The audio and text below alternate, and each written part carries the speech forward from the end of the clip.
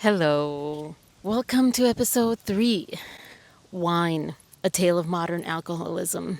Now, I admit that I didn't do too much on this. I will try to include the things that I mentioned in here, over here somewhere, and hopefully my earrings don't bother you that much. But, anyways, wine, the quintessential girl drink, apparently. Something got me recently about this. And where do I start? It has become so deeply entrenched in this girl culture to have a drink. Go out with the girls, have a drink. Go out with the girls, whether you're a mom or whatever. Go out, girls' night out, drink, etc., etc. Go to a brunch, drink. Go to a patio, drink, happy hour, all these things. And it's like really become exceptionally even more than just a drink, but having wine. This is not wine. Spoiler alert. Obviously, like you can tell. But anyways, and then something got me podcast. Anyways, man, it's really windy today, so this is going to be fun. I never. Well, I used to not judge people. Period. I really used to not judge or even think about, like, I wouldn't notice things for a long time. And then I started noticing things because a friend or two, one friend in particular.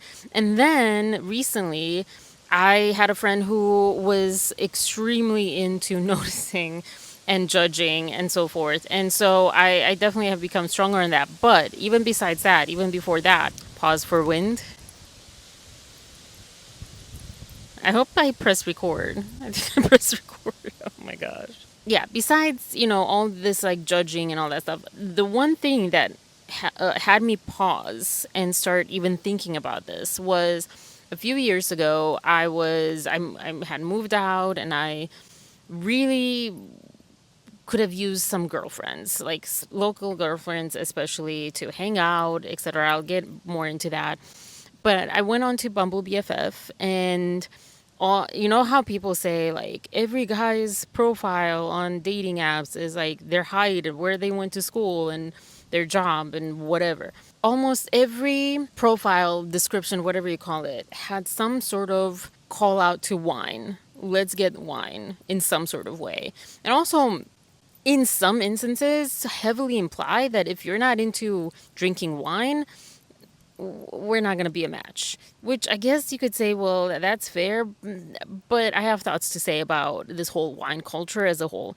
But yeah, so almost every single girl, because I wrote a little bit more on this, had some sort of like looking for a wine buddy, the relationship, the like version, the girl version of buddy. I don't remember. This was a few years ago. But yeah, Netflix and wine, brunch and wine, chats and wine, do nothing and wine. Just wine, wine, wine. I remember for the Bachelor thing, there was that wine show on YouTube that she ended up marrying Chris Harrison. But yeah, everything was about wine. And I was like, what the heck? Why are we turning into alcoholics? And I mean that not in a clickbait type of way, but like it kind of is. Because if you're drinking wine to like drown your sorrows, drown your stress, have tackle. Oh, you can't see her, I don't think.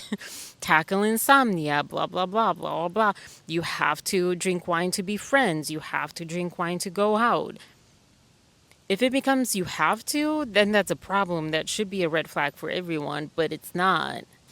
So let's talk about the social enforcement of drinking. The way sobriety or even just reducing alcohol gets treated as a personal attack on everyone else in the room at times. And I had words last night about this, about how, well, people just feel judged or they assume they will be judged. So okay, but whether I judge you or not doesn't take away the fact that it's not a good, healthy habit and that's not a good reason to drink. And I'll get into the reasons that I've come across. A few notable mentions in this episode. We will be talking briefly about Kyle Richards and Steve Bartlett, Diary of a CEO. Literally, I had this on the podcast. I was initially going to do it yesterday for episode 2. But I didn't because I felt like episode two topic was much more fitting for episode two. And then I was watching as I was editing, as I was uploading, I was watching, I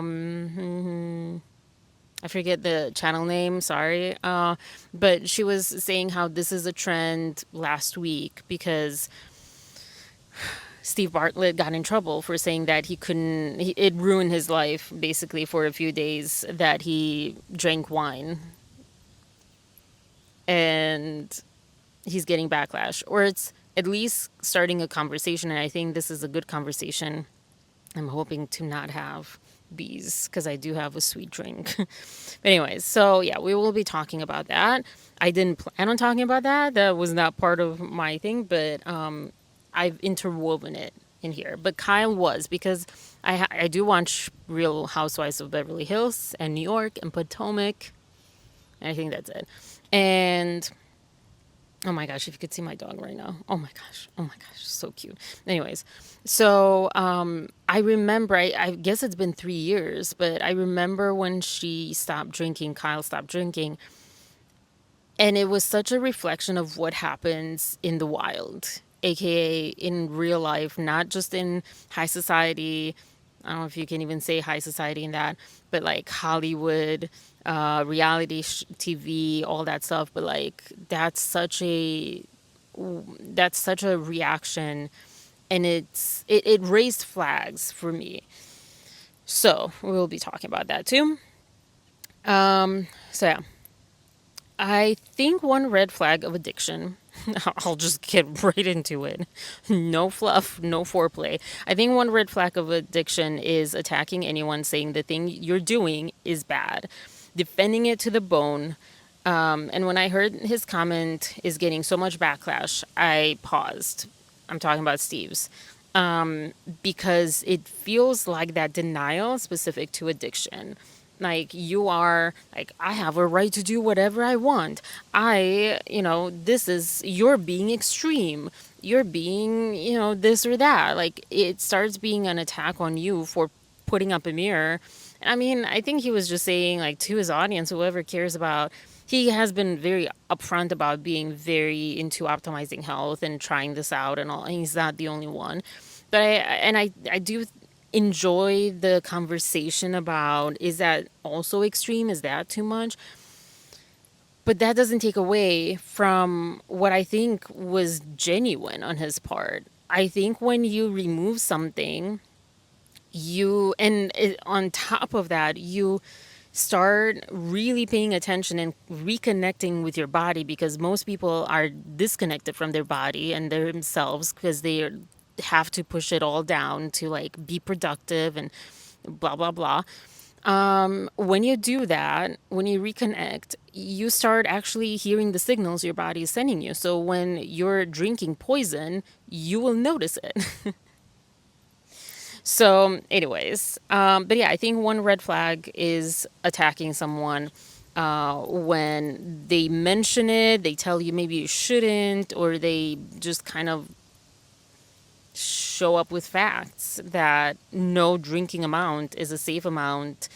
Drinking is a poison. And I do occasionally drink. And what I mean by occasionally, I do mean occasionally, like a couple times, a few times a year, maybe, not even a month. But yeah, if I feel like it, I will. If I don't, I don't. I sometimes have multiple drinks in one night. Sometimes I don't.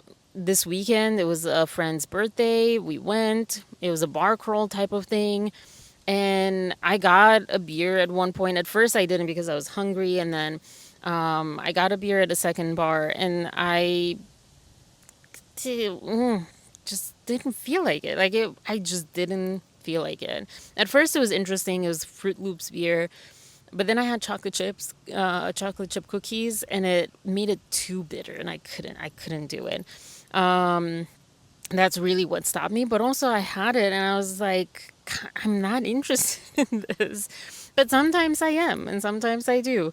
So yeah, I don't think that's great either, but that's moderation. Moderation is not drinking once a day or once a week, but anyways, let's continue on. I say yes, we are in a way obsessed with optimizing health. We're at times going a bit overboard, but I'm realizing that's also human, whether it's whatever trend, partying or not partying, health stuff, journeys, I mean, especially Americans are so obsessed with like extreme sports or journeys and just like marathons basically is what I'm thinking about. Like everyone's like, oh, I want to run a marathon, 5K marathon, and it's like, okay, so yeah, we do go overboard, but that doesn't mean alcohol, wine included, isn't bad for you, because it is. According to the Canadian CCSA guidelines, which I hope I can include over here, the only, if not, it's in the description, the only safe amount of alcohol is 0 drinks a week. And they also go, I think it was CCSA or who, that talks about the reason also why, for women especially, generally, it is even more damaging, because it's not just like body weight and height and things like that, but misogyny. It's not really misogyny at all at this point. It's more so because of like all the things that separate us biologically, like different hormone structures, things. So, and one the interesting thing, and I have like an upcoming episode on looks maxing that I just found that out last night researching. I was like, okay, I need to include this in my season. It was not part of the season, but yeah, let me rethink this. And that's like more of a men's trend. This is more of a woman's trend. Wine has become the poster child of having an alcohol problem. Well, sorry. It has become a poster child of girl friendships and being a woman, but it's really an alcohol problem. It is about using it instead of enjoying it. And people say, "Well, I that's why I drink, because I enjoy it. I enjoy how it tastes. I enjoy how it makes my food taste. I enjoy having, that time, that relaxation with my girlfriends, or how it makes me feel." And okay, but it doesn't sound like you're enjoying it as much as, I mean, if you enjoy the taste of it, and some people do genuinely enjoy the taste of it, but just make sure that you're not enjoying the taste of it, enjoying wine because it's a societal standard, Make sure that it really comes from actually enjoying it. I forgot to take my allergy medication.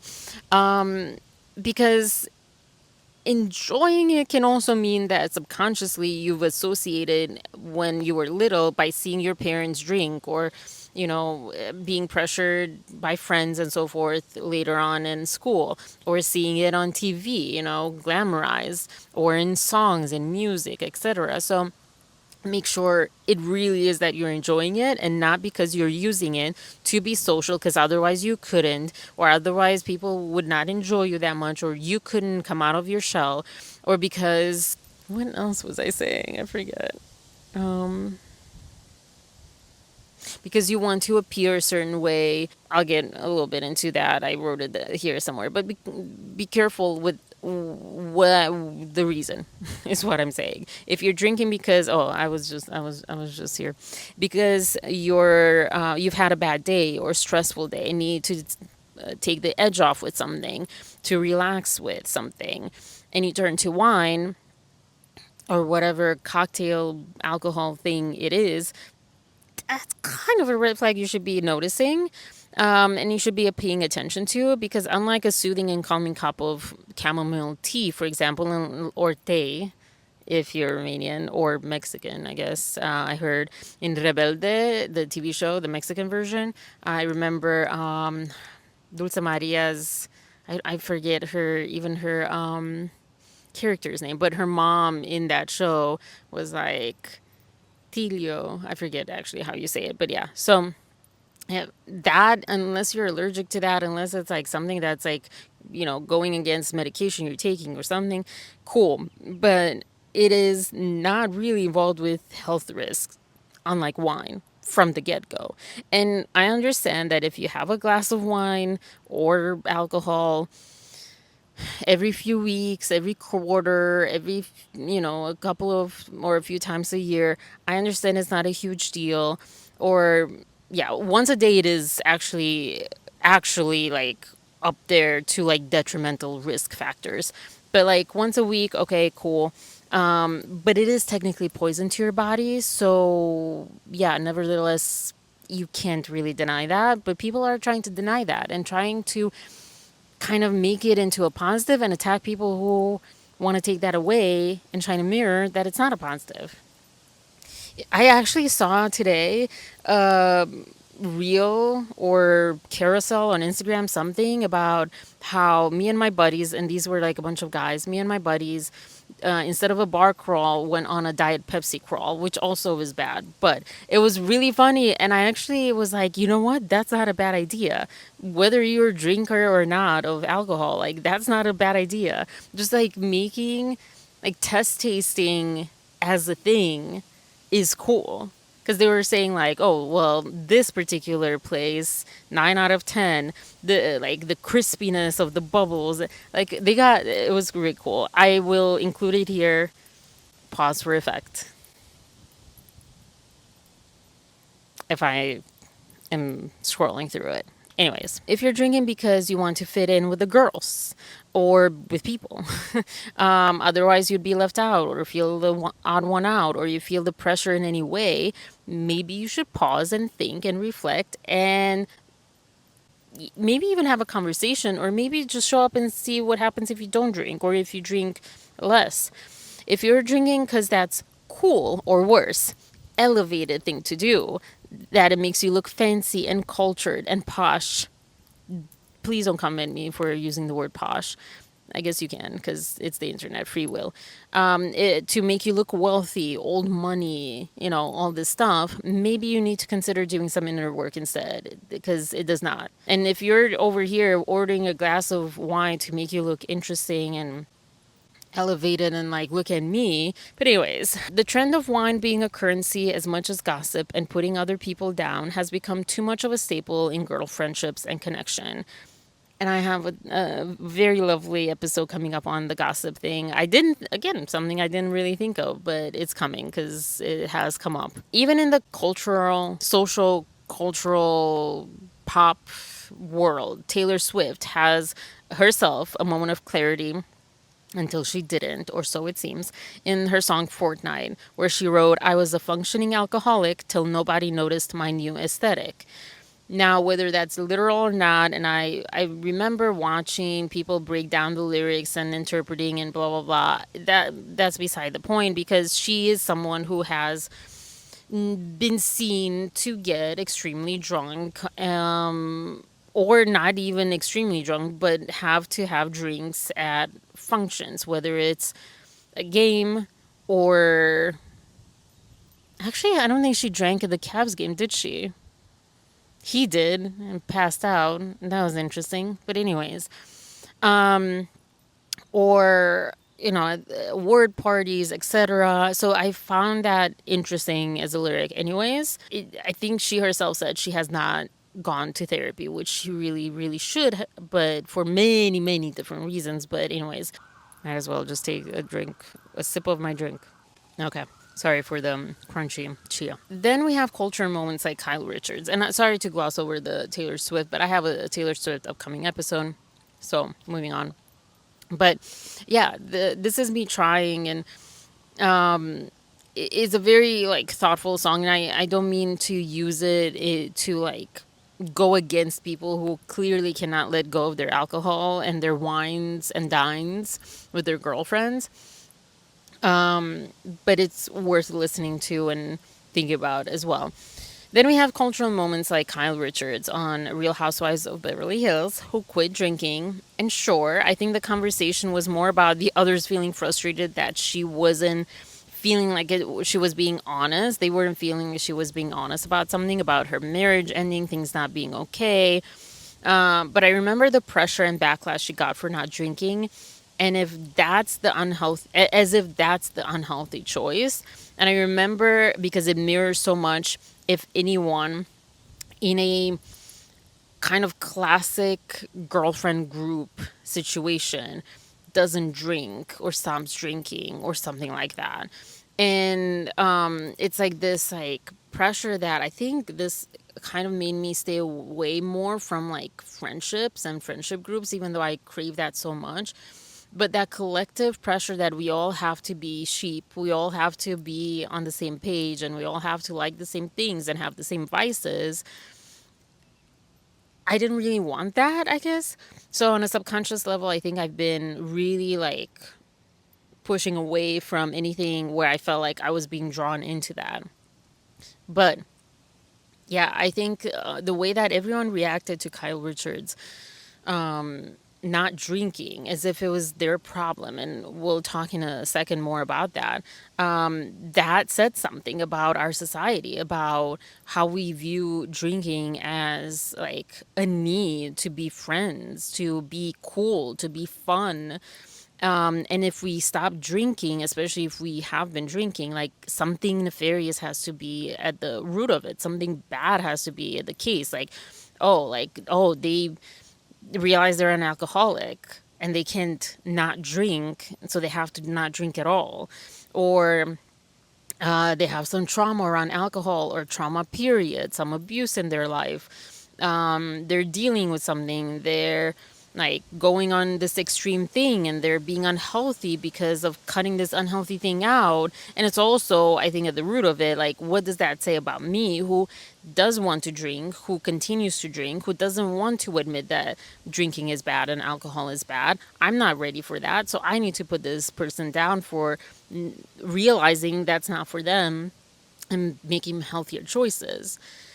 And then we have Steve, the Steve guy, Steve Bartlett from Diary of a CEO, encountering a similar reaction that Kyle got, which should make us ponder and reflect.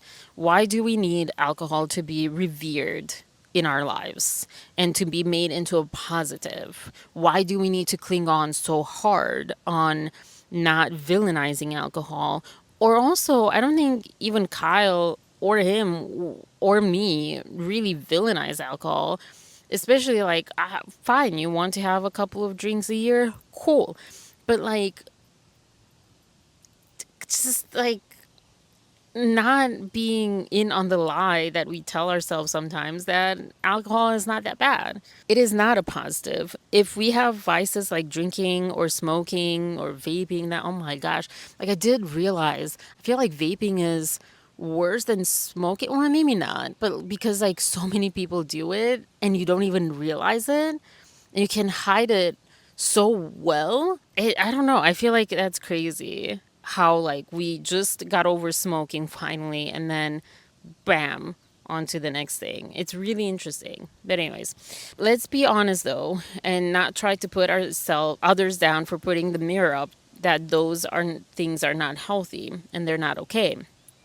And again, I think like if you drink or vape or smoke or whatever and you do it and you can't stop and you need it, okay, but admit that and say that. Not just be honest with yourself, but also be honest with others. I think we need to be more honest with others and as a collective, because like I just think of like making humanity better. Let's all like contribute to making not just ourselves but humanity as a whole better. So do have those conversations. Do say, hey, yeah, I do this thing. I know it's not good. I admit that it's not good, but I do it. And I think in that context, everyone would be like much more relaxed about it, including the people who do drink or whatever, and the people who are like, "Ooh, drinking is bad," or the people who don't want to do it, don't like it. Like, I just never liked the taste, and I didn't feel like trying to force myself to like the taste. I liked it when I was little. When I was little, I would get like a little bit, sometimes, like a little bit of beer or coffee, I think maybe it was even one time. I don't think it was necessarily every single week, but yeah, or vichinata, if you know, you know. My grandfather used to sneak me in some vichinata and my mom. But I grew up and I didn't. And I also, I guess, like, I didn't want to be part of the problem. And I saw how many people, like, I was so highly pressured by my family friends when I turned 18 because the Romanian, age is 18. When I turned 21, they're like, but at 21, for sure, you can drink now. You will drink. I'm like, I don't like it. I don't need it. I don't need it. I don't. It's not necessary. It shouldn't be necessary. Why are you pressuring me to drink? That's crazy. Anyway, so was Steve exaggerating? Could be. It could be also that just like after quitting sugar for a while, being healthier and on purpose choosing healthy, meaning you get back in touch with your body and not ignoring the signals it sends you, you're just able to hear what your body's signaling to you better than otherwise. And he spoke about it. And I mean, that's his thing. So, alcohol is not needed to have a good time, to be relaxed, to wind down, to sleep, and it actually ruins your sleep. It ruins your sleep restoration, and you don't really realize that you're not really sleeping when you're sleeping. Because I've heard people that would have like a glass of wine or beer to go to bed, and then I also learned that actually impedes your sleep. To enjoy time with friends or coworkers, etc. You don't need that. Yeah, research consistently shows alcohol fragments deep sleep cycles and suppresses REM, and I'll include any links I have on that below. Okay, so I've had my trials with drinking, and what I mean by trials, like I tried it. In 2017, went to this acting school, and I was like, okay, let's try this out. If you know me, you will know that I like to like take these experiments on. Like last year was gossip and talking like really negatively, and I was like, okay, this I could understand why people feel so like addicted to that and feel like they that's the only way they can bond. It was even suggested to me almost, or like maybe not suggested, but I understood why someone who, you know, with their mom, like they both have that type of like need or like connection type, and why my mom and I don't seem to connect that much anymore, because I like, yeah, what do you talk about otherwise? Like my mom's not into like so much like science and politics and things. Like she has like a different way about that, more like a cliche feminine way about it. So it's like talking about things like I talk, ooh, a lot of wind. Don't always bond with people if you're so different, right? But anyways, where was I? So yeah, so I tried this alcohol thing for a bit. I even went to like using it in extreme ways like a couple of times, where like, to drown my sorrows. It wasn't so much to drown, like one time I did that or twice, but a couple of times I did that just like to force myself to be less filtered, because I noticed that I would have, what do you call it? I would have inhibitions, and people say alcohol removes that, and I wanted to say certain things, and I was like, if I drink enough, maybe it'll come out and it'll bypass my filter, and spoiler alert, it did not work that much. My filtering is so strong. But yeah, anyways, so yeah, I can tell you that it doesn't make you necessarily more relaxed, if you're stressed, nor more happy, nor less self-conscious, etc. It's mainly a placebo, and there is a little bit of science to like removing some inhibition and things, but it's mainly just a placebo. It's what you think it does that does. So why not get a lemonade instead, or flavored water, or even juice? Perhaps skip the soft drinks, but maybe even that. Like go and have like, I don't know, some fries. Those are not great either, but like get something else. That's, yeah. Okay. You are still recording. So I have a quote here. This, I admit, I Googled it and I don't know if this is exactly correct, just like the long pond session. But this is what I found. A quote from Kyle Richards. I found the actual quote that I thought about later, and I'll include that here in Insta because it was from Instagram. But this one, it says, I know, this is Kyle quote, supposedly. I know many people would love for me to start drinking again, even friends with the best intentions. Everyone loved party Kyle. I think that was the hardest part, the resistance from others. And that is like, that last bit is like so much of what I'm like doing this for. It's not everything that I'm talking about and wanting to highlight, but it's so much of it. It it shouldn't feel that way. It shouldn't feel like people want you to not stop drinking, that they need you to do that, to continue to do that. You're quitting something unhealthy and you get your friends and loved ones being disappointed or worried about you. How does that make sense? Like, for real. Stop and think about it for a second. Like, it almost gets equated like, oh, you become part of a cult if you stop drinking. And it's like, how is this reversed? And I can get into, and I think I've gotten into a little bit, like, I think a lot of that is, yeah, they enjoy who you are drinking or whatever. They enjoy the bond that they can share with you because you're both doing something together. But I think it's also so they don't feel like they don't have to get introspective and they don't have to look at how drinking they shouldn't be drinking. Sorry for the wind. What did you don't be nice? My dog was afraid because the tree moved. Anyways, the other quote is, "Not drinking is a superpower." And I actually was curious, and I don't have the publication and so forth. Maybe I can find it. Oh no, whatever. But I am curious what she meant by that. I meant to look that up and I forgot. Wow, it's a lot of wind. So as my internet is trying to connect, I will say that, like with Kyle, whoa, you're down, men down, camera down. All right, we're back. We had an accident over there. Like with Kyle, what people like is the version of you that makes their own drinking feel normal and shared. So they reframe your choice of or view on drinking as the problem. You're the one that's extreme. You're the one being boring. You're a straight edge. You're a buzzkill. You're judging. You're the bad guy in the situation. And I used to not judge people's drinking, as I said, until I saw the Bumble BFF thing, the trend that to be girlfriends, you have to have wine and enjoy wine. And that's all that being girlfriends is about. And it's not always explicitly, but sometimes implied, the idea that, said,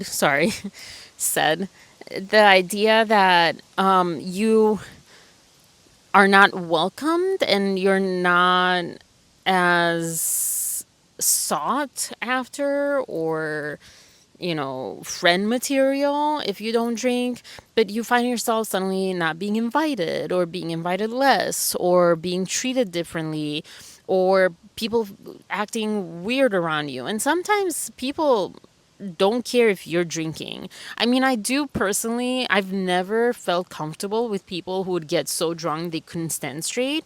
I had a friend who now is actually sober, but he would I think he was the first person I ever saw in that state. And I felt really sad. I had someone who found that funny. I didn't find it funny for a second. I felt so uncomfortable. I felt that, what is it, the secondhand embarrassment. I felt so uncomfortable. I felt so like sad and worried, and I just felt sad about him. And I had over the weekend someone approach me. I was like inside because people were smoking weed outside, and I'm not about that. But also, it was bad weed or really good weed. I don't know, but it smelled horrible, not irregular. So I was like, I'm 40. I don't need to be here. I can not have to put up with this. So I texted my boyfriend like, hey, I'm good. No need to like break up the party vibe, but like I'll just be here waiting for you guys. But in case you were wondering if where I went or whatever, or if you're leaving, don't leave me here, obviously. But yeah, some guy, I think a guy, they approached me, some person, some person approached me, and they couldn't, they had like their legs spread, like couldn't, like, I mean, they were like beyond plastered, and that was just sad and also annoying in that sense because they're also not getting the clues, the social clues. Like, I'm not talking to you. I don't want to talk to you because I was nice. I wasn't like, leave me alone, get out of here.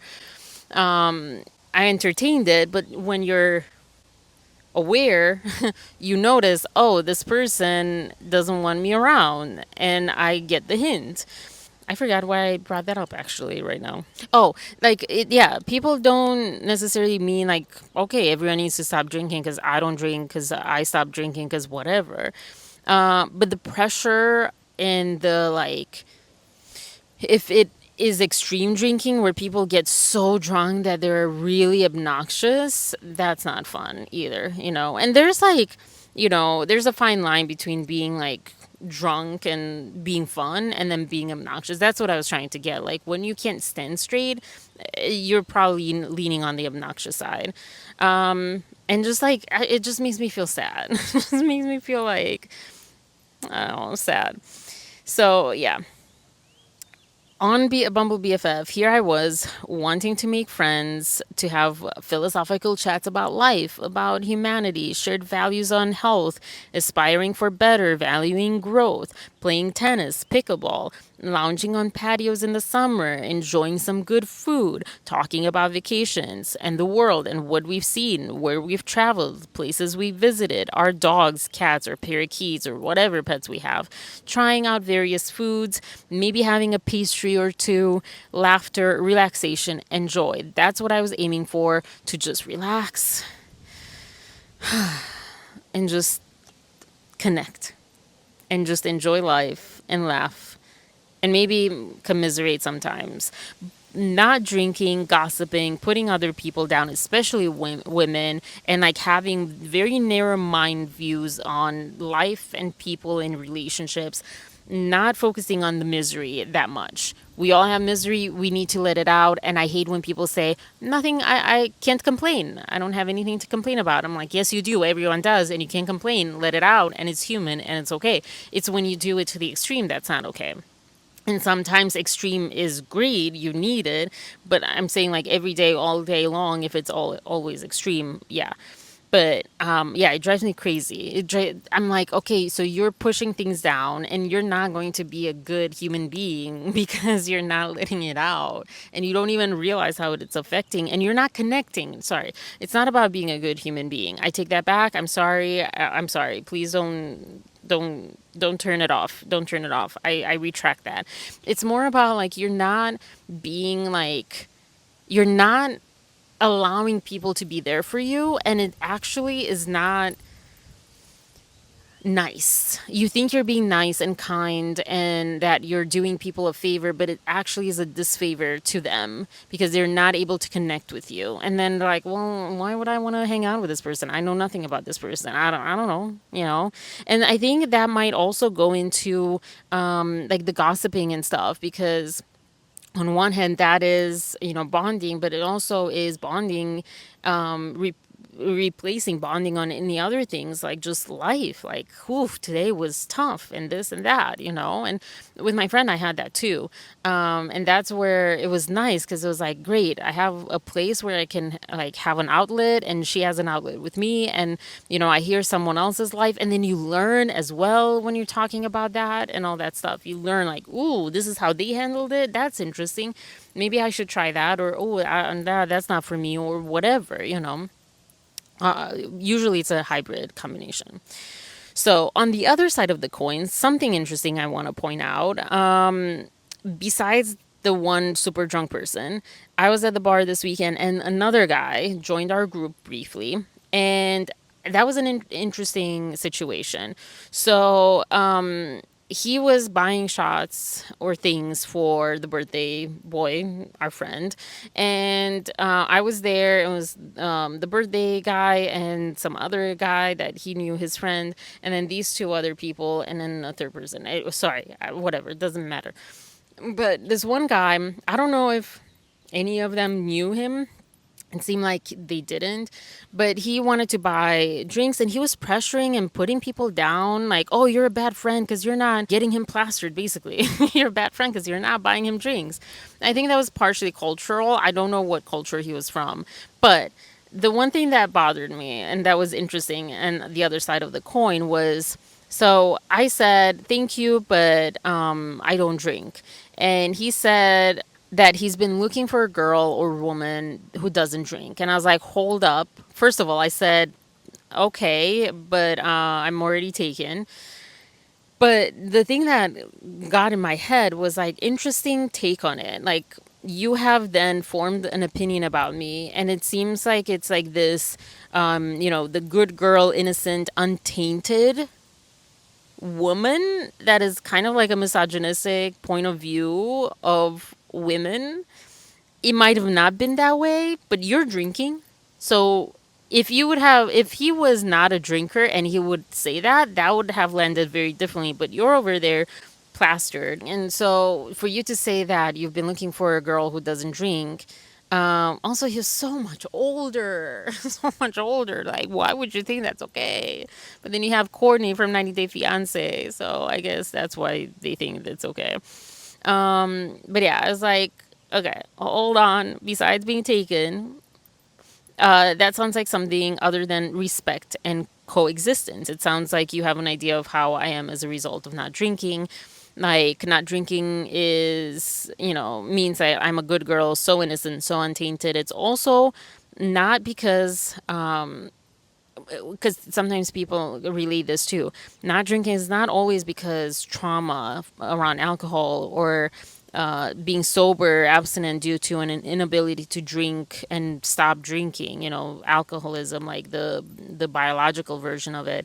Not other traumas and abuse that influence my decision.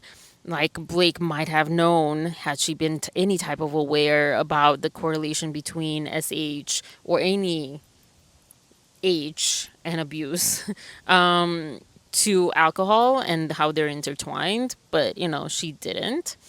Um, but yeah, I digress. That's Am I at the end? Look at me. That's the unwritten standard though. It's not the like not drinking. Sorry, I skipped a bunch. I went into that paraphrase or whatever, not paraphrase, into the parentheses, and then I was like back to the main meal, and that was jarring. I'm sorry. But yeah, it's not about not drinking. That the unwritten standard is not like you have to drink. It kind of is, but it's more like don't make us think about how bad it is. Don't make us like become aware. Your awareness is an inconvenience to my comfort and insecurities. Is what it kind of the unwritten standard is. I mean, I guess I would say both. It is an unwritten standard that if you're friends, like if you're hanging out, if you're having a party, drinking alcohol needs to be involved, and loosening up only comes with that. But I think the underlying thing is like, don't highlight it as a bad thing. Do not put the mirror up. We do not want to know. Because if you have to drink to hang out, at some level, you feel you couldn't do it without it. You're likely not able to separate being friends and hanging out from having to fit in and create a shared culture. Becomes like this like unhealthy version of it, even built on something that's destructive. It becomes like a need. It is apparently my fault that you're not working on being more secure in yourself, dealing with your traumas, having a therapist, dealing with what gives you insomnia or whatever else it is, or makes you feel inadequate and makes you feel not elevated enough and posh enough and like cultured enough. It's apparently my fault. And it's my fault that I call it like it is, and I burst your bubble. That was supposed to be a sound effect. Yeah, that's not really how bubbles sound like. And dealing with things is not what you don't have them.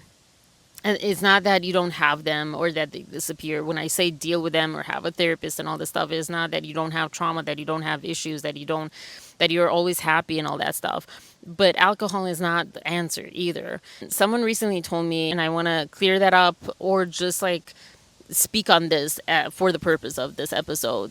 I didn't think she was.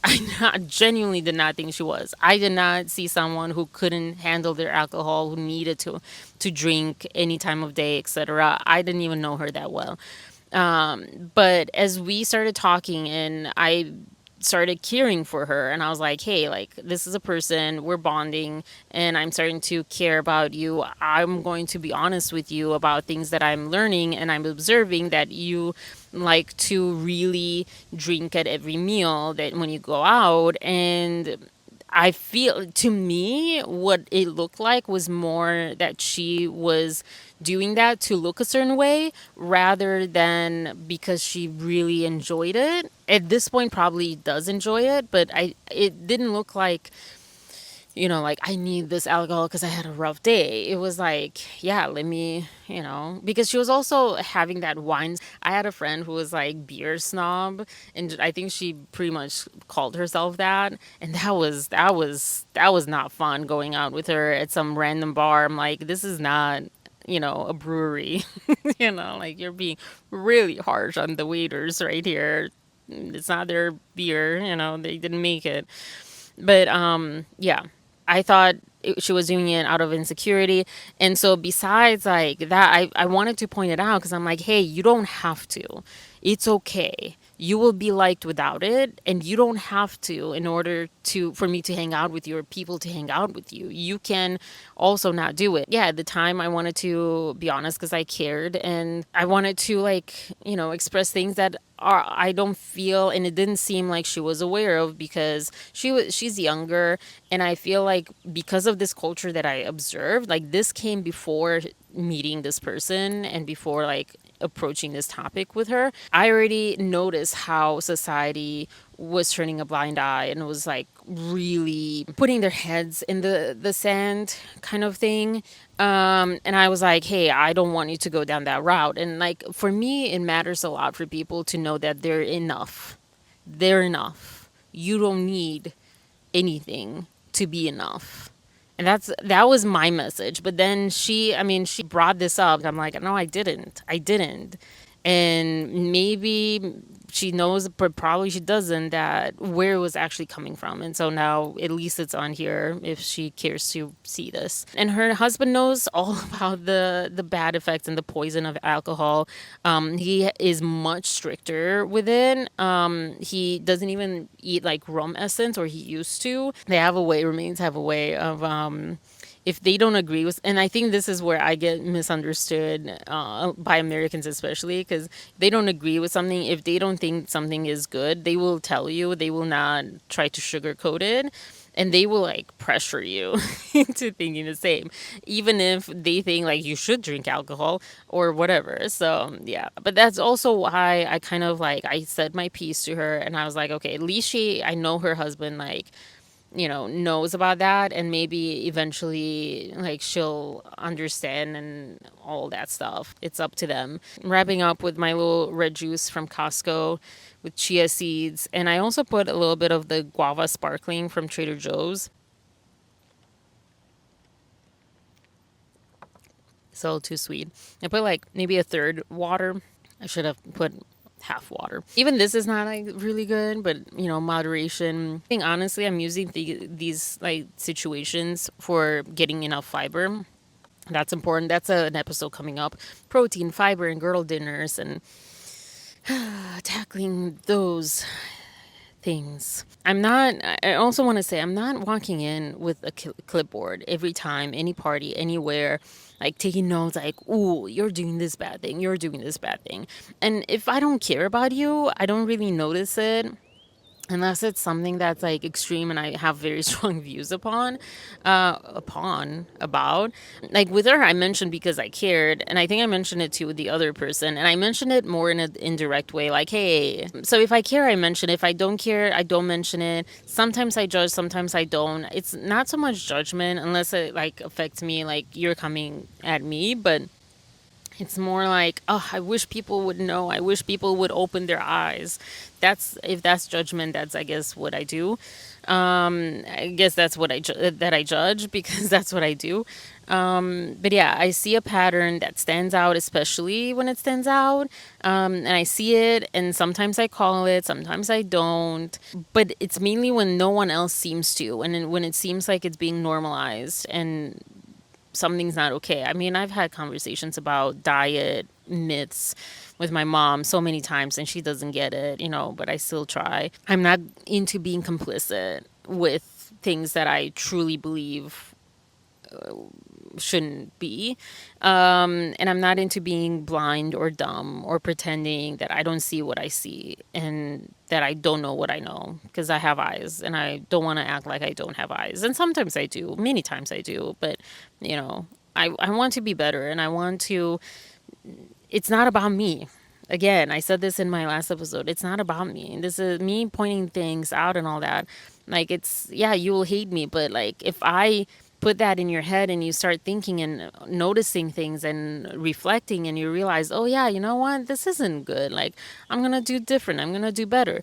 And I don't even see you ever again after that. But, you changed for the better something in your life because I pointed something out. Great. Like it's about humanity to me. It's about like the greater good. It's not, like me, like me, like me. Yeah, but it does feel lonely. Do not be liked. Yes. I said, not now. Drinking at a party here and there a few times a year, sure. Want to have a drink on vacation or a day at the beach? Well, which I say that it's not really okay because of dehydration and immediate heat health risks related to heat, like heat stroke, other attacks, things that can happen because you are in the sun drinking and you dehydrate really bad and other things that whatever. Yes, highly cautious with that. But okay, like you want to like enjoy a drink and try it out, cool. I'm just saying like be honest at least with yourself if you do that often versus like occasionally like that and what occasionally actually means. And it would be awesome for people to be honest also with everyone around as well. I also heard the like I like the taste. I think I covered that, but I have it here to reiterate on that. Like, okay, you like the taste, but is it that you do like the taste? Because you really like the taste, or because you saw people drinking growing up in your family at family parties, gatherings, occasions, on TV, commercials, movies, etc., in books, wherever? Is it because you subconsciously related it to a good time, to something positive, to like, this is what we do? Because I think part of me, like, I don't think my dad drank. Yeah, I think growing up, I don't remember people drinking and glamorizing it for me. Like, no one would come home and pour themselves a drink. And so I think that's part of why, like, I didn't feel like I needed to or had that, like, in my subconscious, like, oh, what to do? I had a bad day. I have a rough day. You know what? I feel like having a drink because that's what I saw. Because we are all that we've seen along the years. We have compilations of that in our heads. So yeah, just be kind of honest of why you do and why you like what you like. And then, ask yourself if you can not drink alcohol for months at a time. Can you? Can you? Or do you need to lean on it more than once a month or even once a month? Well, once a month is not that much, but like, how often do you drink? Like, be honest with that. Those are questions I want to raise, and I do it from a really well intentioned, good place.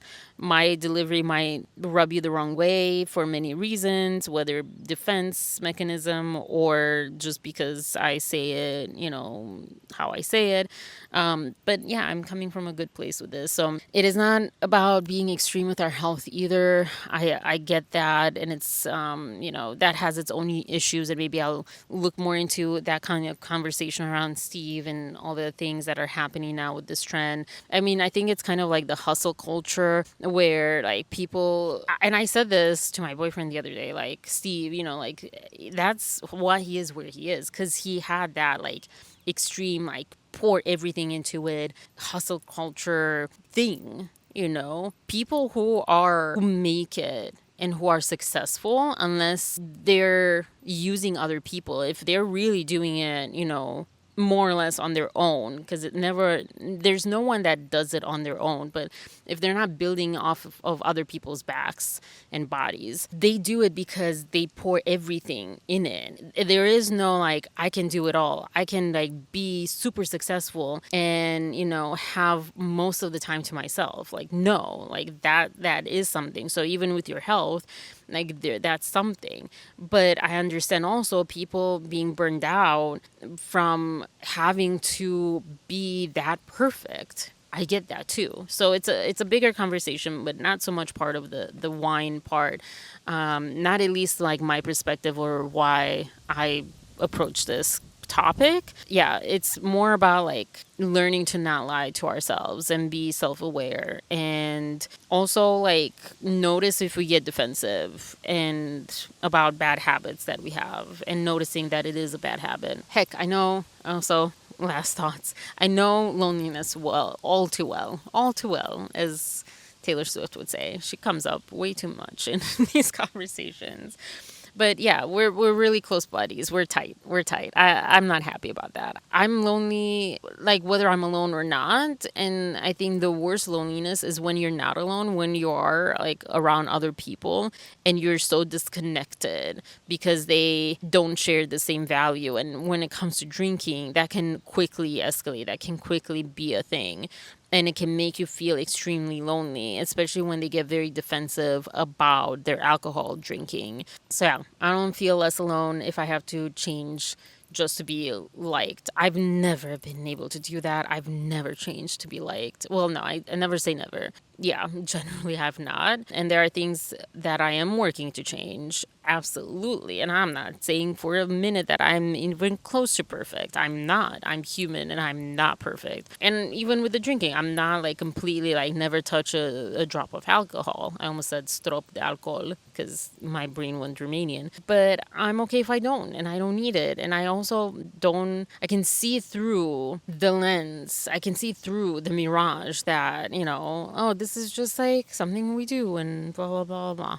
Anyways, with that, thank you for episode 3. Thank you for being here, and thank you for being in any or at any of my episodes.